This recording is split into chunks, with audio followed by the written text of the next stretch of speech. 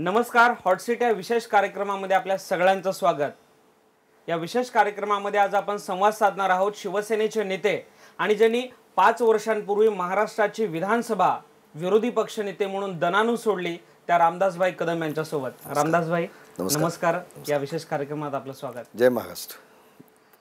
सर्वप्रथम महायुतीला लोकसभेमध्ये जे अनपेक्षित यश मिळालं, मला वाटतं अनपेक्षित हा तुमचा शब्द तुम्हाला मागे घ्यायला लागेल. पूर्णपणे आम्हाला ते अपेक्षित होतं. महाराष्ट्राची जनताच कंटाळली होती आणि म्हणून कधी लोकसभेची निवडणूक लागते आणि या काँग्रेसला कधी आम्ही हद्दपार करून टाकतोय, कधी गाळून टाकतोय, याची वाट संबंध देशातली जनता पाहत होती आणि ते आपल्याला पाहायला मिळालं. ते आम्हाला अपेक्षित होतं, अनपेक्षित नाही.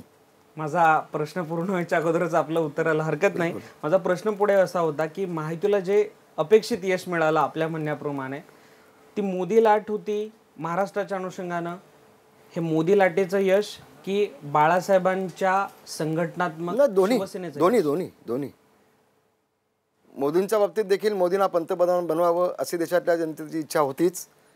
आणि पुन्हा शिवसेना प्रमुख माननीय बाळासाहेब ठाकरे, हिंदू हृदय सम्राट, यांना अपेक्षित असलेलं यश, यांना अपेक्षित असलेलं या लोकसभेच्या लाल किल्ल्यावरती भगवा झेंडा फडकवण्याचं काम आपण केलं पाहिजे. त्यांचं शेवटचं भाषण जे होतं शिवसेना प्रमुखांचं, आपण जर पाहिलं चित्रपटच्या माध्यमातून शिवाजी पार्कला शेवटचं भाषण जे होतं दसरा मेळाव्यामध्ये, त्यामध्ये शिवसेना प्रमुखांनी असं म्हटलं होतं की जोपर्यंत हे गांधी घराणं राजकीयदृष्ट्या पूर्णपणे संपुष्टात येत नाही तोपर्यंत या देशाला चांगले दिवस येणार नाहीत. आणि म्हणून ते शिवसेना प्रमुखांचं जे स्वप्न होतं ते या देशातल्या जनतेने साकार केलं असं देखील मी म्हणेन. पण कुठं ना कुठं जो आरोप करतायत महाराष्ट्रातल्या सत्ताधारी पक्षाचे नेते की मोदी लाटेमध्ये शिवसेनेनं आंघोळ केली, नारायण राणेंनी सुद्धा असा आरोप केला. नाही, नारायण राणे हा विषय आता गौण आहे.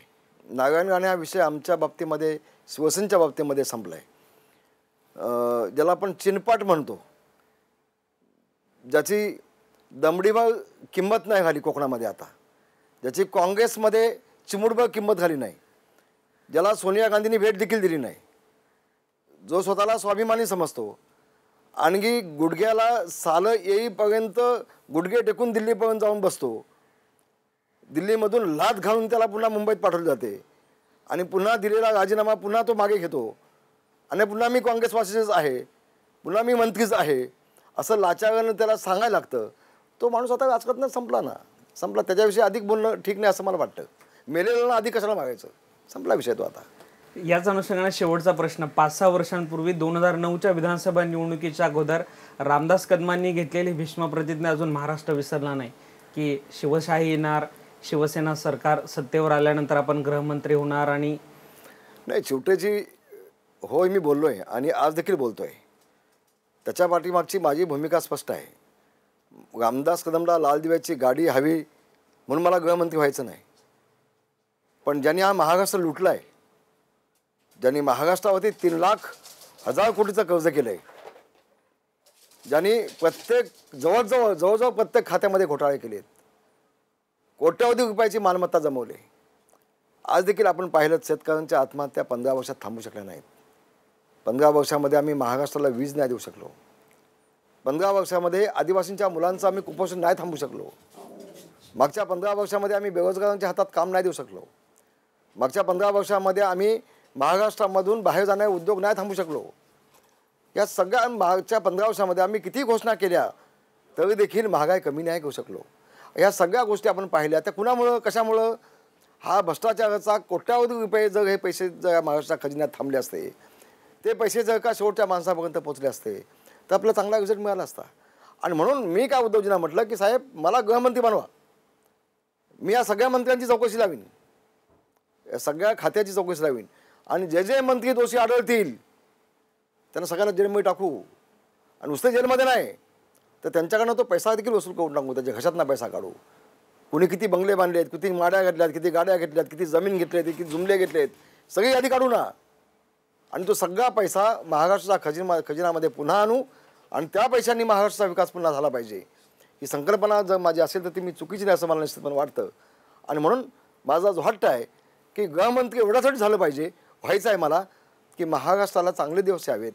हे जे चोर सगळे आहेत, ज्यांनी चोऱ्या करून आपल्या तिजोऱ्या भरल्यात, त्या सगळ्या तिजोऱ्यातनं हा महाराष्ट्राच्या गरीब माणसाचा पैसा, शेतकऱ्याचा पैसा पुन्हा महाराष्ट्राच्या खजिनेमध्ये आला पाहिजे आणि ह्या सगळ्या चोरांना सजा झाल्या पाहिजेत, म्हणून मला गृहमंत्री व्हायचं आहे. रामदासभाई, मी लपून काय ठेवलं नाही, मी स्पष्ट बोलणारा माणूस आहे. राणेच्या बाबतीत पण आपण थेट आव्हान दिलं होतं. नारायण राणे त्याची काय आता लायकी झाली, संपला ना तो. आता नारायणांचं काय शिल्लक झालं मला सांगा. आता पुन्हा लाचा कसा का गुडघे टेकीत आलं ना, पुन्हा खाली बसला ना, इकडं काय मिळालं का, प्रदेशाध्यक्ष मिळालं का, मुख्यमंत्री बनवलं का, महसूल मंत्रीपद दिलं का, सोनिया गांधी भेटली का, जाऊ दे ना आता. तो तरी देखील तो हसून आपला पत्रिका पैसे घेऊन सांगतोय काय मिळवलं तर म्हणजे शोधून सांगतो. मग कशाला पत्रिका पैसे घेतलीस, तुला उद्धवजींच्या वती बोलण्याचा अधिकार नैतिक काय. त्या माणसाने घेऊन दाखवली ना पुन्हा मुंबई महानगरपालिका, त्या माणसाने घेऊन दाखवली ना पुन्हा ठाणे महानगरपालिका.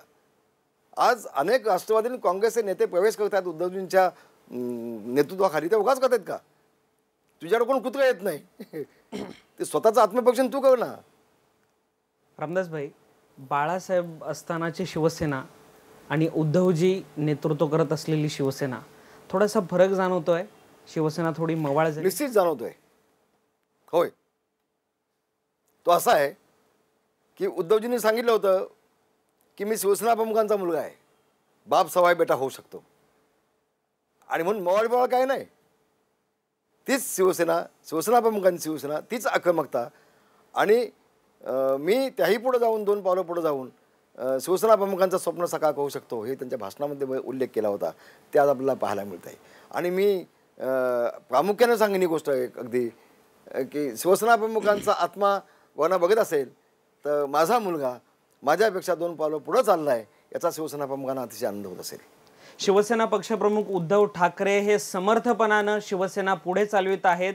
बाप से बेटा सवाई या म्हणीप्रमाणे शिवसेना यशस्वीरित्या घोडदौड सुरू ठेवते आहे. आणि आपण स्वतः शिवशाहीच्या सरकारमध्ये, शिवसेनेच्या सरकारमध्ये गृहमंत्री असो असा आत्मविश्वास व्यक्त करतात रामदास कदम. आणि त्याचसोबत ज्या मंत्र्यांनी भ्रष्टाचार केला त्या मंत्र्यांवर गुन्हे दाखल करून त्यांना तुरुंगात टाकू अशी भीमगर्जना सुद्धा रामदासभाईंनी केली. त्यांच्याशी असा संवाद आपण सुरू ठेवणार आहोत. तत्पूर्वी घेऊयात एक छोटीशी विश्रांती.